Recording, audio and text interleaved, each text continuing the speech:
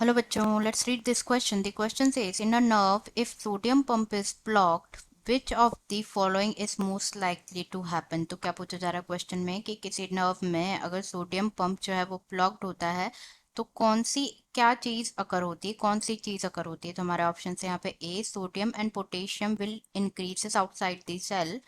B में given as sodium outside the nerve will increase. C में given as sodium inside the nerve will increase. And D में given है potassium inside the nerve will increase. तो सबसे पहले अगर हम बात करें इस क्वेश्चन में की कॉन्सेप्ट की, तो जो की कॉन्सेप्ट इस क्वेश्चन में यूज किया गया है that is generation and conduction of nerve impulse. Generation and conduction of nerve impulse.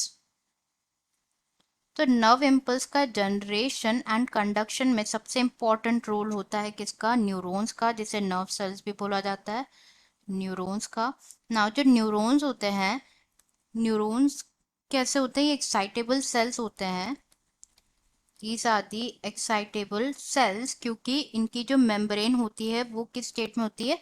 इनकी मेम्ब्रेन पोलराइज स्टेट में होती है. Membrane are present in the polarised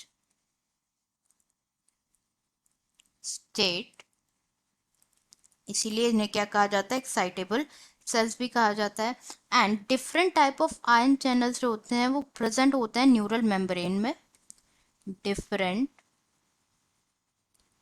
type of ion channels जो होते हैं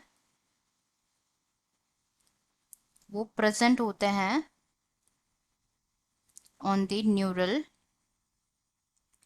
मेम्ब्रेन. न्यूरल मेम्ब्रेन पे different type of ion channels जो है प्रेजेंट होते हैं. नाउ जो ये आयन होते हैं ये कैसे होते हैं? ये सेलेक्टिवली, आयन चैनल्स जो होते हैं वो सेलेक्टिवली परमिएबल होते हैं डिफरेंट आयंस के लिए. आयन चैनल्स जो होते हैं कैसे होते हैं? ये सेलेक्टिवली परमिएबल होते हैं. ना अब तो जो सोडियम पोटेशियम पंप होता है, जैसे कि हमें यहाँ पे गिवन है कि जो सोडियम पोटेशियम पंप होता है वो ब्लॉक हो जाएगा, तो क्या क्या आकर होगा ना? जो सोडियम पोटेशियम पंप होता है, सोडियम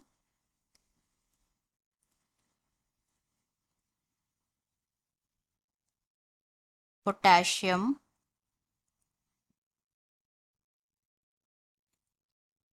पंप होता है, ये वर्क करता है against the concentration gradient, against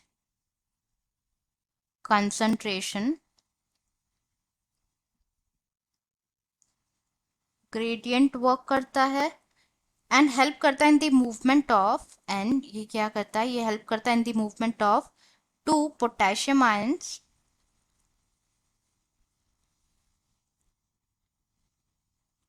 inside the cell, inside the cell, and removal of three sodium ions, three sodium ions,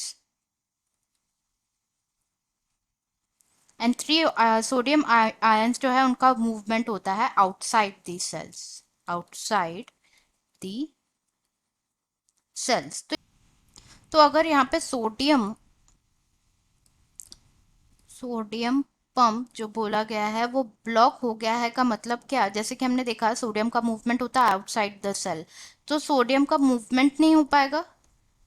sodium का मूवमेंट नहीं हो पाएगा मतलब सोडियम की जो कंसंट्रेशन है वो इंक्रीज हो जाएगी सेल के inside the cell. Concentration increase हो जाएगी इनसाइड द सेल. अब हम ऑप्शन चेक कर लेते हैं यहाँ पे कि जो सोडियम है एंड पोटेशियम है वो इंक्रीज हो जाएंगे आउटसाइड द सेल, तो ये तो इनकरेक्ट है क्योंकि सोडियम तो मूव ही नहीं कर पाएगा ना. बी में गिवन है sodium outside the nerve cell increase, sodium बाहर मूव ही नहीं कर पाएगा, सोडियम पंप अगर ब्लॉक हो जाएगा तो outside the cell it will not increase.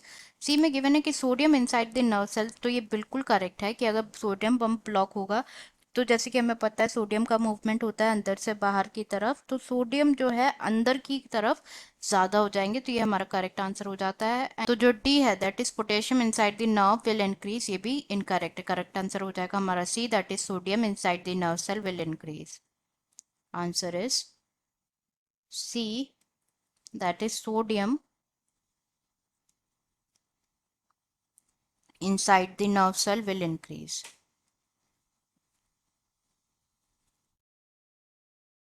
Will increase. I hope you understood it well. Best of luck.